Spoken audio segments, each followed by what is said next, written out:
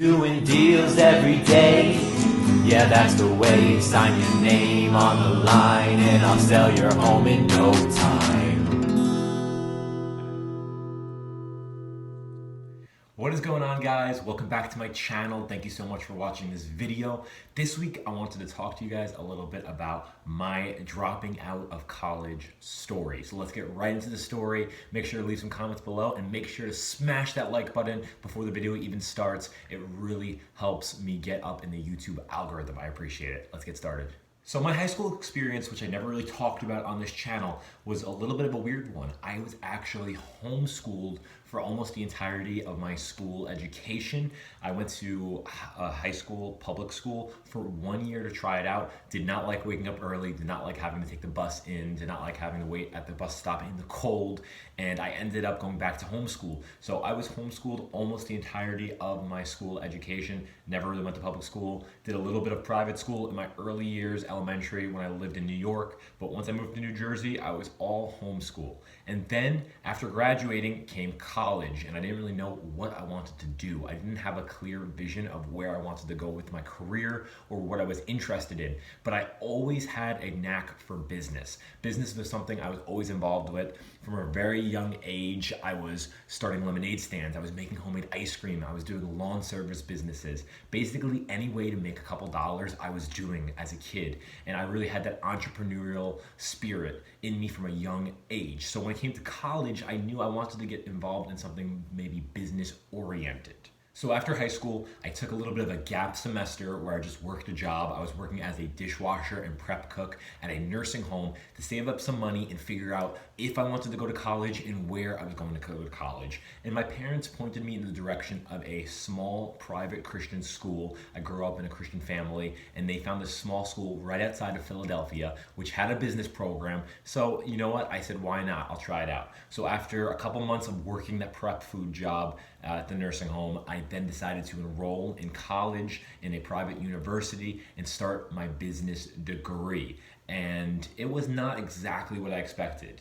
Going into college was a lot of fun. You know, it was great to be living on my own, totally different than, you know, living at home, a different experience. And I hadn't done much of public school, so I hadn't been used to being around so many people in a social atmosphere. I've never been an introverted person, but I hadn't had that experience yet of being with all my colleagues and with all the students and hanging out all the time, living in the dorms. It was a totally new experience for me. And I really did enjoy that part of college. I can't say that many bad things about college, but the big thing, the big, huge reason why I dropped out of college was student debt.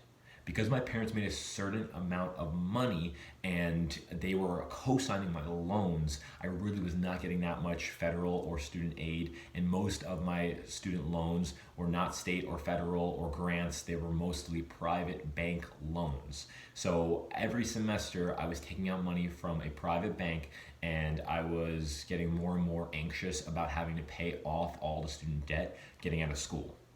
Now, a lot of people aren't worried about that because when they get out of school, they know they're going to get a job and they're going to be able to pay off that student debt. I probably could have gone that route, finished my business education degree, and been paying it off now to this day. But as I saw it become a lump sum and build up and snowball my debt, I started to get more and more worried about having to pay that off in the future. And it really was a huge factor into why I wanted to drop out of school. You know, a lot of people around me were telling me that if I was going to get into something more entrepreneurial, if I wanted to start my own business, if I wanted to, you know, surround myself with people who could help me start a business, having a business degree was not going to do that much for me. If I was going to do accounting, if I was going to be part of a hedge fund, if I was going to be in some type of office position, then having that degree is definitely a requirement.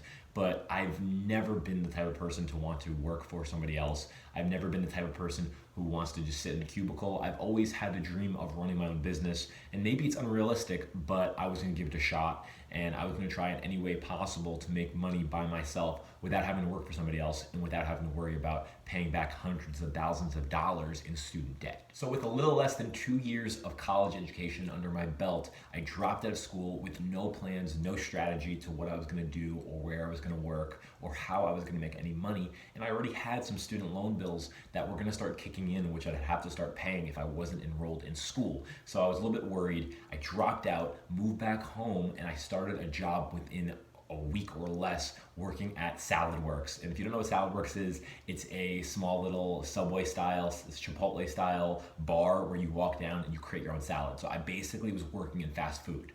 But within about a week of me working there, I got connected through a family friend to a job opportunity working on a real estate team, not as an agent, but as an admin in an administrative position.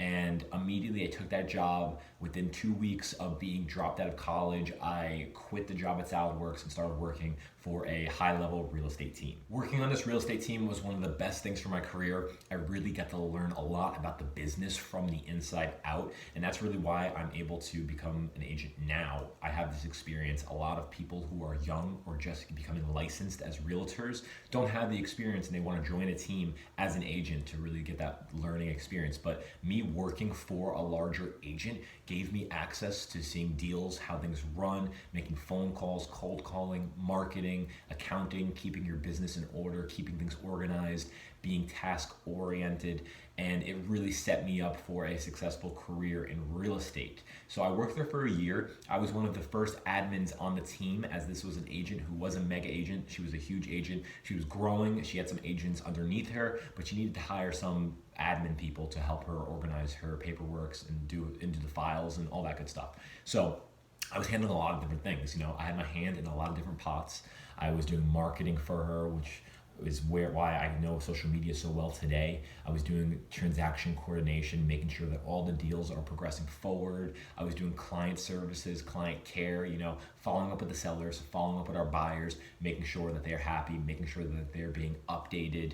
Basically, I had my hand in every part of the real estate transaction, and I got a very, very thorough knowledge of the real estate transactions. After about a year of working this job, it got mundane and I got very complacent and kind of started getting stressed out by the job. The team was really growing a lot and things were getting really heavy on my shoulders and I wanted a break from it. I was getting pretty good pay, but I was living paycheck to paycheck with my student loans, which now kicked in, which I was having to start paying. And I was also living on my own and renting a place. And that's something that I really wanted to do to push myself to make more money, is by living on my own so I could focus on my career and have quiet time when I get home, no distractions, but also the bills started stacking up. And I was very stressed out, more so at work than outside of work, and I decided to quit that job. I quit the job and really had no idea what I was going to do next. I wanted to do music actually, because as you saw in my last video, I talked a little bit about my personal passion projects, my art, which is my band, and my music, writing and recording music. I wanted to focus a little bit on that. And I've noticed in my life, I go through these transitions where there's periods where I'm really 100% all in on real estate and I'm like going hard at it. And then I want to go all in on music. And it's back and forth, back and forth, back and forth, because those are my two passions, business and music.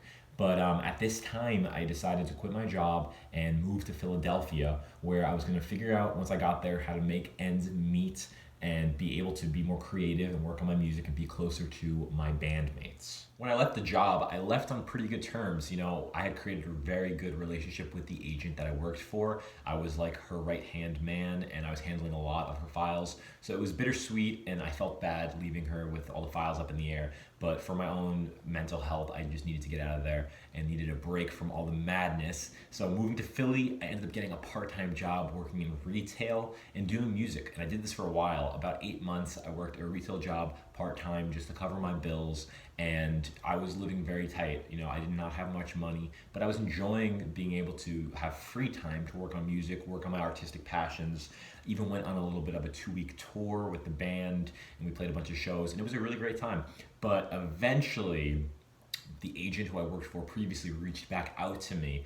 She was still growing, the team was still blossoming and becoming a bigger team. They were getting more and more agents, and they had changed offices actually. So she reached out to me and said, hey, I know you're doing your thing in Philadelphia, but would you be interested in coming back and working for me? And she offered me a new salary.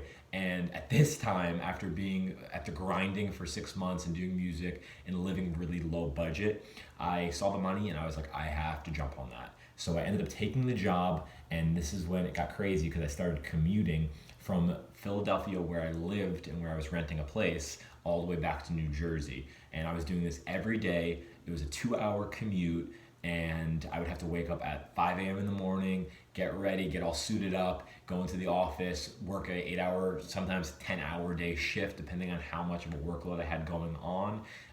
Things were more organized at the job when I got back, so it wasn't as stressful, and we were hiring a lot more people to help work with me, people working underneath me. So it was not as stressful, but the commute, the long hours, then driving back to Philadelphia really took a toll on me, and that's when I decided to move back home to New Jersey to have an easier commute. After moving back to Jersey, I ended up working with the agent again on that team as a director of operations role, kind of managing over the transaction coordination, as well as other departments like marketing and the agents, keeping them accountable. I worked there for almost another entire year before I got burnt out again and felt like I was very overworked and needed a break. I wanted to stretch my wings. I felt like I had enough experience to become a solo agent. I had seen the team dynamic from working inside of it. I had multiple friends who were agents. I made really good networking connections through working in the office, and I had a lot of skills from working in the trenches on this team. So I felt comfortable branching out and becoming a solo agent. Yet again, jumping into a new career, not a new career, but jumping into a new position, a new situation where I wasn't sure what kind of money was going to be coming in and how I was going to make ends meet with my student loans still being paid every month and all my other bills, my insurance, my car payment, all that stuff. So I was very overwhelmed, but I wanted to take the risk. I wanted to be able to run my own business like I always dreamed of. I wanted to be able to have the freedom to make my own schedule, make my own hours, and I wanted to just build my own brand, really. Being on a team, sometimes it's hard to build your brand when you're using the team's name for a lot of things. Some teams are more strict than others with things like that, like signing off on contracts or new listings.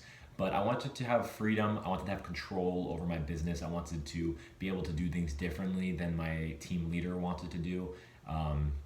Not speaking directly about my team leader, I'm just saying in general than a team leader would want me to do. I wanted to be able to, take a different approach to real estate as a millennial, as a very young person in the industry. I knew that marketing was a strong suit of mine, and I knew that if I was smart in the way that I marketed myself, I could create a really good and successful realtor brand for myself. And that brings us to where we are now. 6 months later, maybe a little more than 6 months, honestly, but I have been a solo agent. As you can see, I've been documenting my journey from start to finish as a solo agent. For a while there, I had to make money for my bills, and I didn't have any active clients, so I was doing DoorDash, which is similar to Uber Eats, to pay my bills.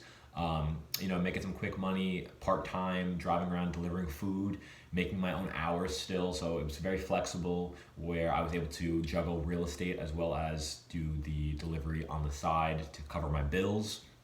And now we're here, we're almost in May, and I have multiple closings lined up. I feel very comfortable in my real estate experience that I've collected over the past.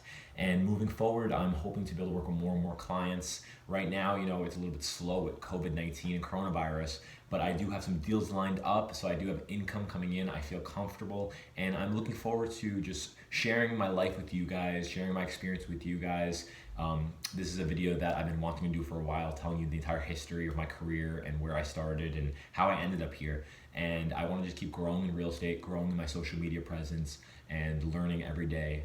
And I want you guys to be involved as well. Leave a comment below if there's any topics or anything you'd like me to go over in these videos, as I definitely need some topics to talk about. I'm gonna run out of stuff, and I'd love to get all of your input. But the real premise of the entire story is that you are able to do things by yourself. You're able to make it on your own, and sometimes you have to take risks in life. It could be scary. You could have bills piling up, but you'll never know what you're missing out on and the experiences in life that you could go through unless you take those risks. Jumping out of a really good position at a job and doing my art and doing my music for a couple months was probably not the best decision, but ultimately it did not affect me permanently. I was never in a position where I was in a ton of debt. Besides my student loans, I was always able to manage to pay those things off, and I really work hard for what I love. I worked hard so that I could do those things I love, even though it was not fun. It wasn't the greatest time working that hard and doing these small side hustle jobs. I did it because I wanted to have the freedom ultimately. And now my current position, my current spot, being a realtor, I'm able to work as hard as I want to. I control my hours and I can get all my bills paid for, and I'm doing what I love. So it's a great combination and I'm very happy in my current position. I hope you guys got some value from this video. I will definitely be doing more videos like this, opening up, telling stories about my life, telling stories about transactions and crazy things that have happened along the way in all my real estate experiences. But if you do have any topics you want me to go over, leave it in the comments below. Make sure to like this video and make sure to subscribe if you're watching. We're growing our subscribers. We're almost up to 20 subscribers. I know it's not that crazy, but I'm trying to get everybody in here. So make sure to hit that subscribe button, hit the like button, and share this video with your friends. I'd love to hear some of your guys' stories of your come up and your career, and let's get the community going. So leave a comment, leave a like, and I will see you guys next time. Make sure to follow me on all my social medias where I post daily at mgrecorealty, and I will see you guys next time. Peace.